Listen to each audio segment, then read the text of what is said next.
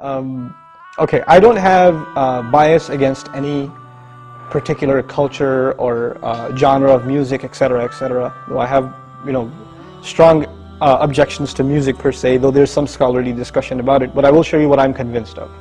I think nowadays music is probably one of the easiest means to lose your moral sense. Music is audio pornography today. That's what it is.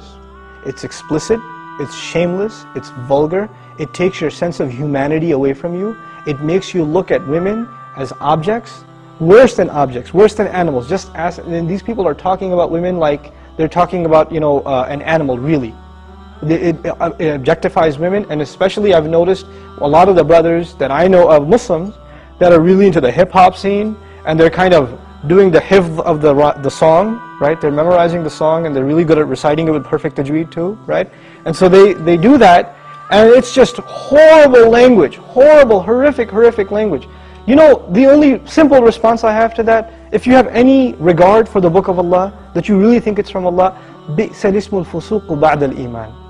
Even the name, the mention, the word for something bad is terrible once you have faith. Even the mention of something terrible is horrible for you, it's harmful for you after you have faith. You have to have a clean tongue. You have to say what قُلْ لِعِبَادِي يَقُولْ الَّتِي هِيَ أَحْسَنُ. Tell my slaves to say that which is the best. Say what is the best. Say good things from your mouth. So this is the first thing. When you say horrible things, and you say things that are in direct contradiction to the moral gauge Allah gifted us with, then obviously you're deviating from your natural fitrah, your predisposition to turn to Allah. And when you constantly listen to garbage like that, then you get deviated. And you don't find pleasure except in disobedience to Allah, and that's a sign of a sick heart. So one has to distance themselves from this. This is the first step. And I'll tell you, this is my personal measure, this is not a fatwa, it's my personal analysis, you don't have to take it. But if a person finds listening to the Qur'an annoying, after they've been listening to hip-hop and this and that for a long time, and as soon as somebody puts the Qur'an on in the car, you know what they say? Oh man, turn that off, man, I don't want to, I just want to talk. And they immediately, they get a little annoyed when they hear the Qur'an. That actually means the shayateen have taken over. And they're constantly making waswas out of this person. Because what do the shayateen hate the most?